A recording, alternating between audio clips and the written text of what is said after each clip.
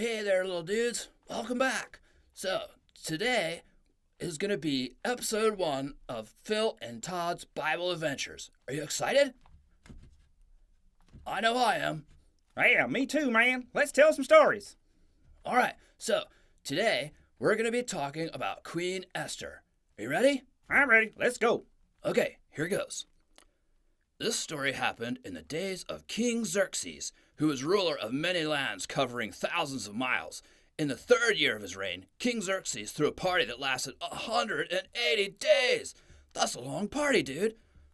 It sure is, man. And after it was finally over, the king threw another party for everyone in his palace that lasted for 7 days. And the queen had a party for all the ladies, too. Yeah, on the 7th day, the king sent for the queen to come to see him so that everyone could see how beautiful she was. But she refused to come. The king dude was not happy, bro. Not happy indeed. So Xerxes banished the queen and started looking for a new queen. There was this dude who worked at the palace named Mordecai, and he had a young cousin that was raised as his own daughter. Her name was Esther. Esther, along with many other women, was brought to the king's palace where she became the favorite among those in charge of finding the new queen and was given the best food and place to stay, as well as many maids to look after her. But Mordecai told her not to tell anyone that she was Jewish. Yeah, after Esther met the king, he loved her more than any other woman and declared her the new queen, made Mordecai a palace official, and threw another big party and declared it a public holiday. But still, Esther kept the secret of her Jewish heritage a secret. Now, fast forward a little to a day when 2 of King Xerxes' servants had plotted to kill him. Well, Mordecai found out and gave the information to Queen Esther. She told the king and told him it was Mordecai who saved his life.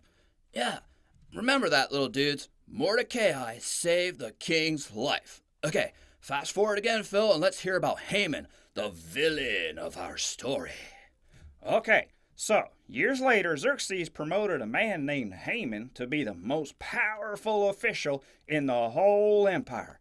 And all the other officials bowed to him and showed him respect. All except for Mordecai. He wouldn't do it. Well, as you probably figured out, this made Haman furious. Haman found out that Mordecai was Jewish, and he was so angry that it wasn't enough that he killed just Mordecai. He wanted a way to kill every Jew in the empire. So, one day he went to the king and said that there was a certain people in the kingdom that followed their own laws and refused to obey the king's laws, and that it would probably best serve the king if they were not allowed to live, bro. Can you believe it? The king agreed. But he didn't know that the queen, his very own wife, was Jewish.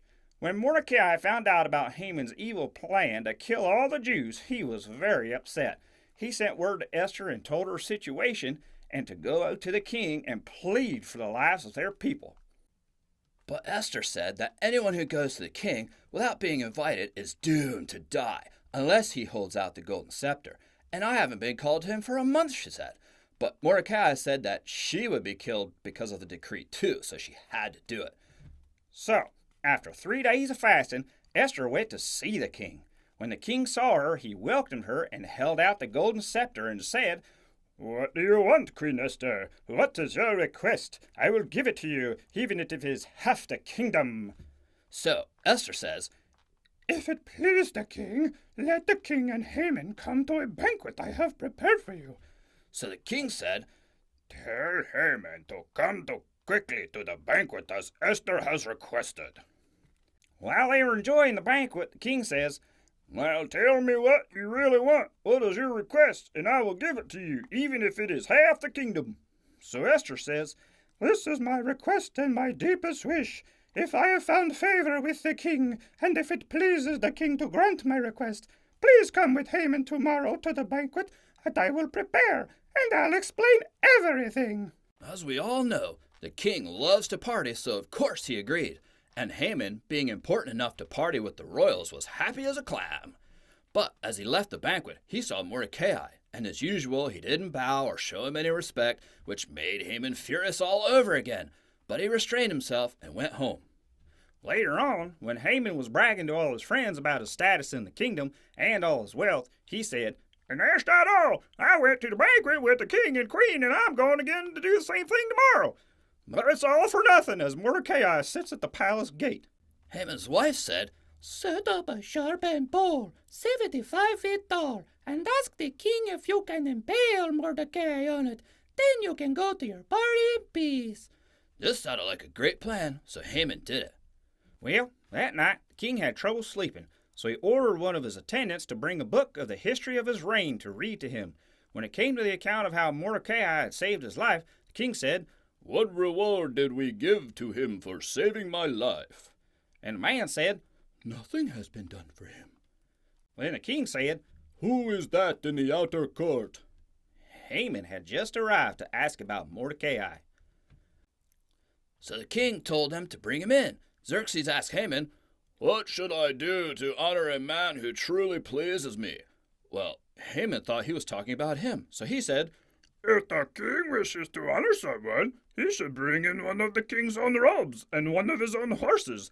Let him ride through the city and have officials shout as he goes, 'This is what the king does for someone he wishes to honor.'"